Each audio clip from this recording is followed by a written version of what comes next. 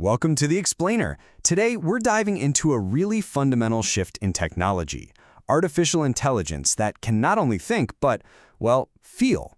We're going to break down how AI is learning to recognize our emotions and how that's about to change pretty much everything, from the ads you see to the companions you might talk to. Let's just start with a simple question. What if your phone knew you were sad? I mean, really think about it. What if the devices we use every single day could sense our mood, our frustration, our joy, and just adapt in real time?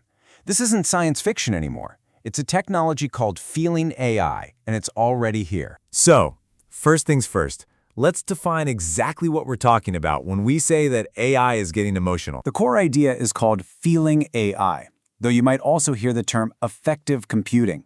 Basically, it's a type of AI that's specifically designed to sense, recognize, and even influence human emotions. It works by analyzing all this data we're constantly creating, from our facial expressions and the tone of our voice to even the heart rate data coming from our smartwatches. And this is where we see a major split from the kind of AI we're all used to. Thinking AI, like a search engine, is built for cognitive tasks. It gives you facts. But Feeling AI has a totally different mission. It's all about analyzing feelings, building relationships, and offering empathy. It's the difference between an assistant that gives you information and one that offers you support. So why the big push for emotional machines? Well, it all comes down to a really simple business reality. As this quote points out, empathy is profitable.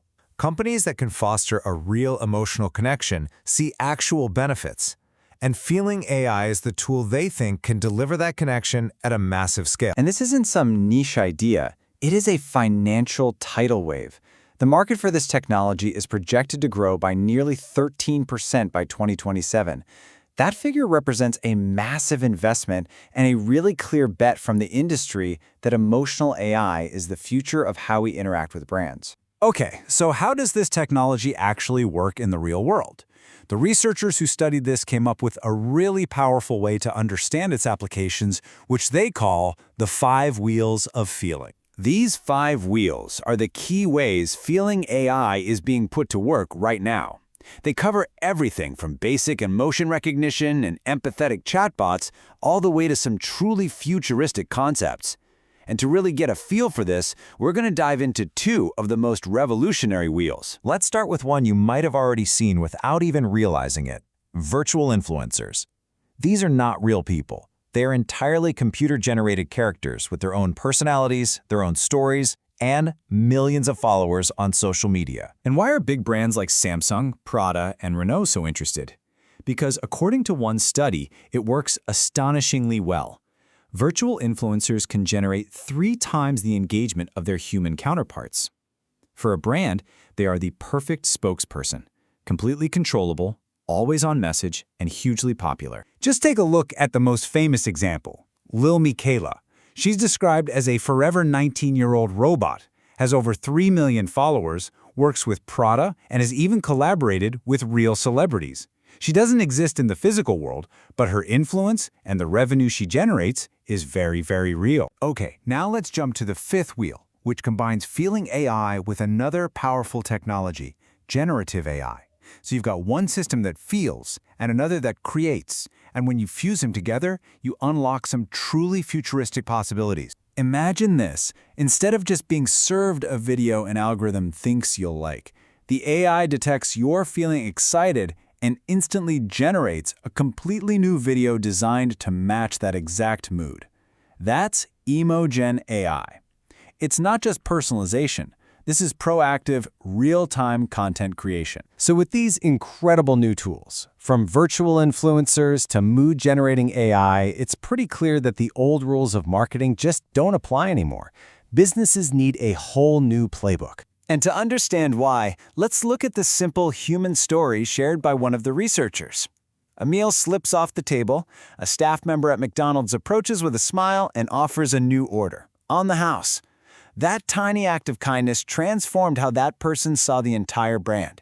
That right there is the power of a single, positive emotional interaction. But that raises the billion-dollar question, right?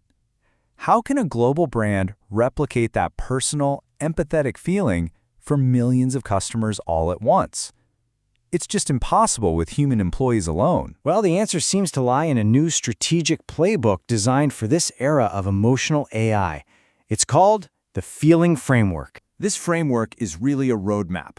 It starts with F for framing, using AI to listen to the emotional context in reviews and support chats. Once you understand how customers feel, you can leverage AI companions to build real relationships. From there, you can narrate emotional experiences by finding and amplifying those positive customer stories. And finally, you can generate new content tailored to your user's mood, using that Emogen AI we just talked about.